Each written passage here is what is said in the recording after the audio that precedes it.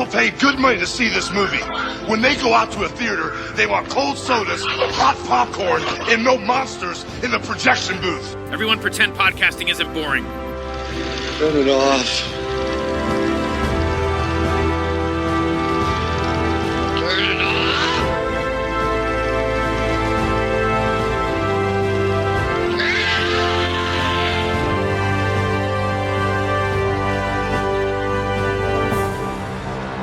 Here in New York, there's a big election tomorrow. The city will be choosing a new mayor that many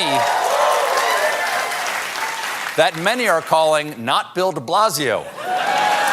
New York will also be electing a new city council, and there's some shocking news out of that race. Manhattan candidate Zach Weiner. Weiner. The whole incident was so humiliating. I feel kind of, bad for him that's public. What the hell am I looking at? I'm planning on pressing charges.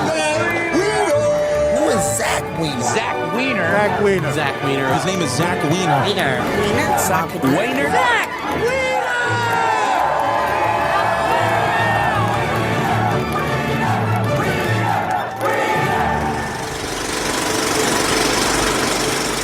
Hey folks, welcome to a special episode of The Projection Booth. I'm your host, Mike White. On this episode, I'm talking with Daniel Robbins, Joe Gallagher, and Zach Weiner, who are all behind the film Citizen Weiner. It is a movie about Zach Weiner, who is running for city council in New York City back in 2020. Had a great time talking with the guys, really recommend the movie. Definitely check out Citizen Weiner when it is playing near you or available for streaming. Hope you enjoy the interview. How did you guys meet each other? How do you all know each other? We met on a movie in 2016 that myself and Daniel and Joe, we were all working on it. It's called Pledge. So it's a horror comedy. And that came out in 2019 with IFC. So yeah, that's where Daniel and I, we actually go a little further back. Daniel and I met in high school. The three of us all met each other on that movie. They were actually political adversaries, I think, at one point in student council, right? Or for student government. Freshman year, I ran against Daniel. It's true. I broke a taboo. That's true, because I was a junior at the time, and you're not supposed to run against upperclassmen, but Zach did it anyways. And then he claims he lost because he didn't show up for his speech. I got sick the day of the speech. I do think I would have won if not for the sickness, but maybe long term was for the best. Would have hurt his feelings, and friendship never would have blossomed if I'd beaten him. Who knows? Never would have worked together.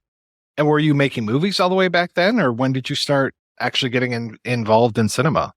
Back then, a funny kid in each grade is responsible for making videos for events. So I was making videos for my grade and Zach was for his.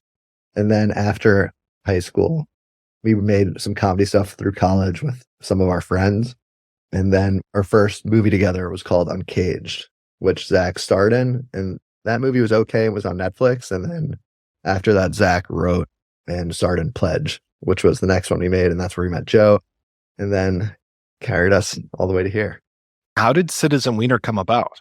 Originally, I had been talking about a script, an idea for a scripted movie where a local politician, no-name politician, has a scandal that blows up. But when I was telling Joe about it, Joe had the idea that what if we actually ran?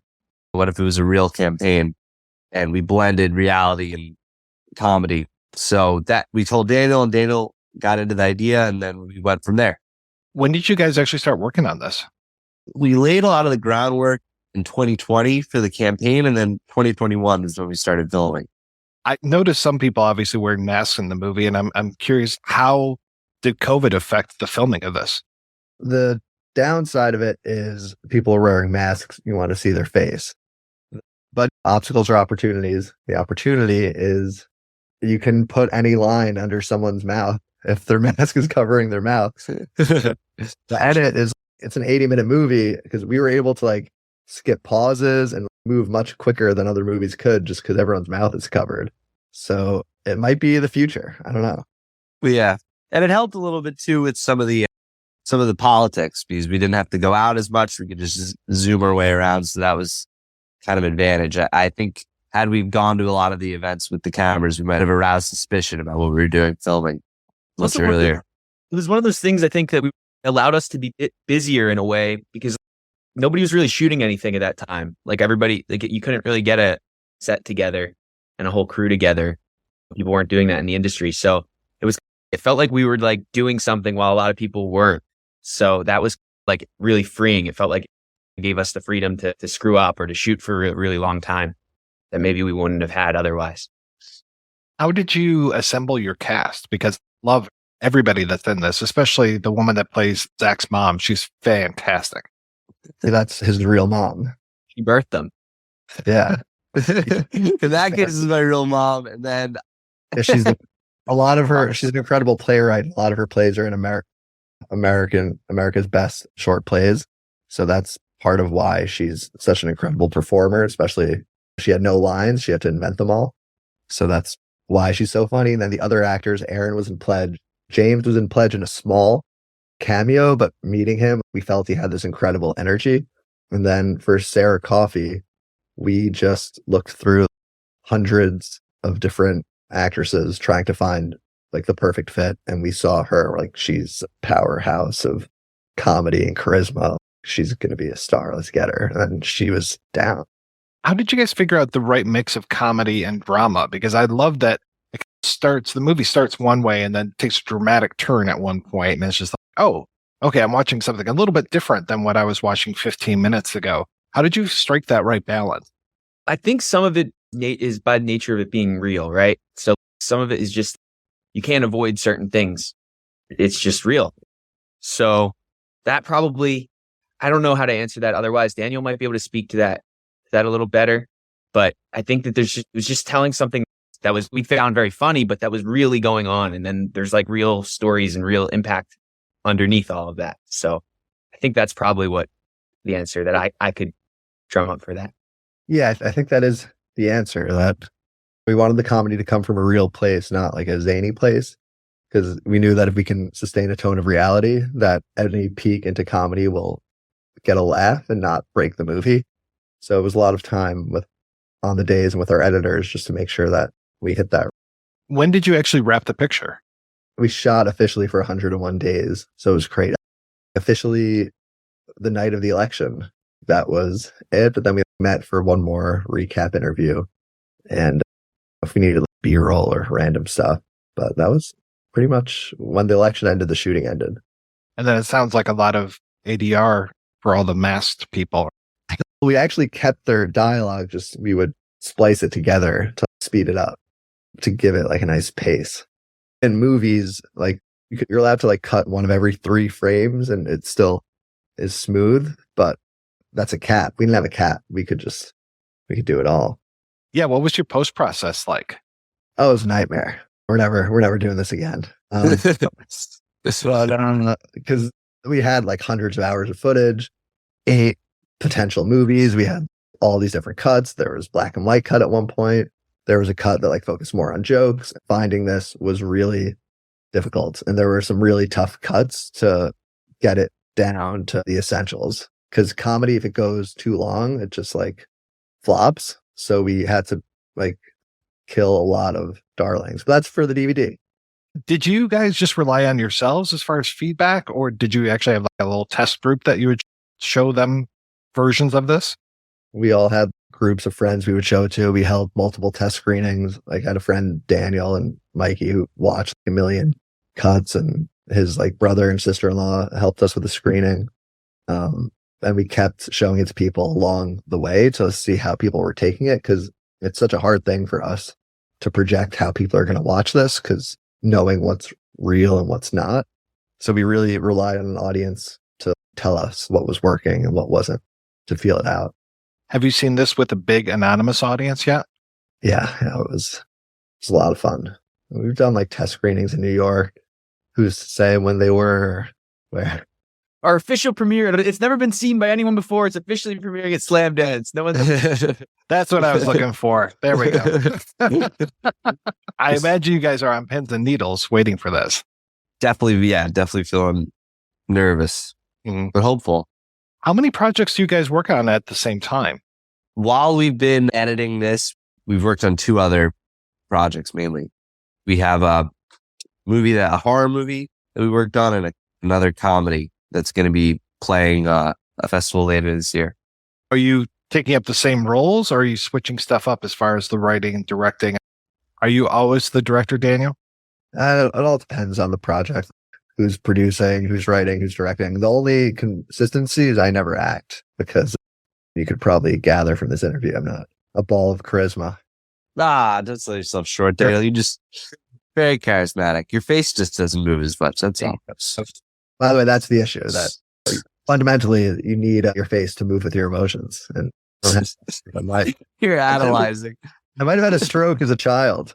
One of those stroke prodigies. Is there a good place for people to keep up with the movie online? We have Elect Weiner on Twitter, so we should be putting updates there. That's so funny. Yeah, I guess Joe's Twitter for the campaign is going to become the movie's Twitter. That's great. Got the bully pulpit. We've got like 3,000 followers, so hopefully we'll multiply it. I've not been. And is that everybody that voted for you? Like that was a fraction. Yeah, a fraction of the people, a fraction of the followers maybe voted. I don't know. I don't know what the numbers are there, but we got about 1,000 votes, which we're pretty proud of. It's pretty cool. You should be. Yeah. And you should definitely be proud of this movie. It was a lot of fun watching this, and I'm excited for more people to see it. Oh, thanks, Mike. Thank you very much. Thank you so much for your time. This was terrific, and good luck at your premiere. Thanks. Appreciate it. Hey, man, if I was president, I'd start the Watergate all over again. It's all the way wrong in the Watergate. You know, it's all the way wrong. Oh, no, they just got caught. Man, they got guitar. That guitar coming. Get down. What would you do if you was president, man? Let me tell you. Listen to this here. Well, I'm not a big politician. Hell, I don't want to be. Why, I wouldn't be the president if the whole world voted for me. Oh, well, they say I'd have to get permission to be alone to think. Well, I'd have to have someone taste my cognac before I could take a drink. No, partner. Being president is not the role to play. No, not for me.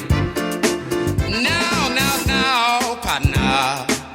Being the president is not the role I want to play. No, it ain't. You know why? For to be watched in all my happiness, big man, I couldn't stand it for a day. No, I couldn't. Listen to this, just for instance. Now, suppose I had a girlfriend and called her, and she lived way across the lake. Well, Congress would know the whole conversation, because, see, they'd have it on tape. Then they'd put me on the television to expose my private life. Said, I wouldn't mind the people knowing, man, but what about my wife? No, people. Being the president is not for me. No, people.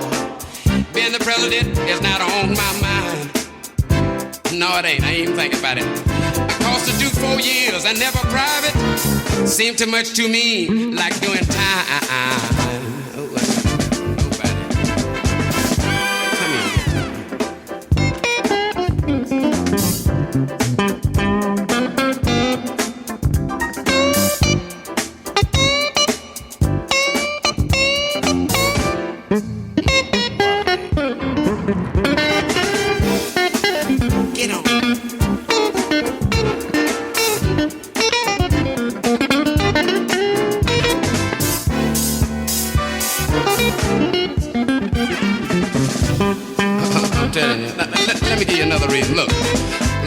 For instance, what's happening? You know, energy shortage and all that stuff.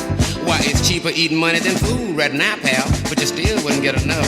And Washington telling people when to sleep and when to play, when to eat and how to cook it. Do you think I could do it that way?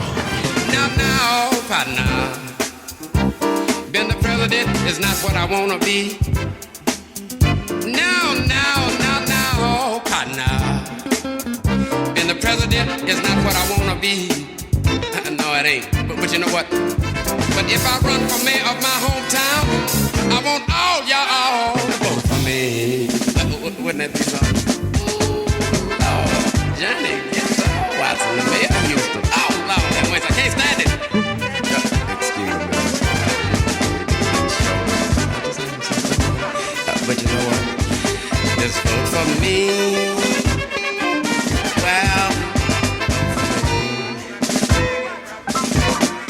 cast your vote for me.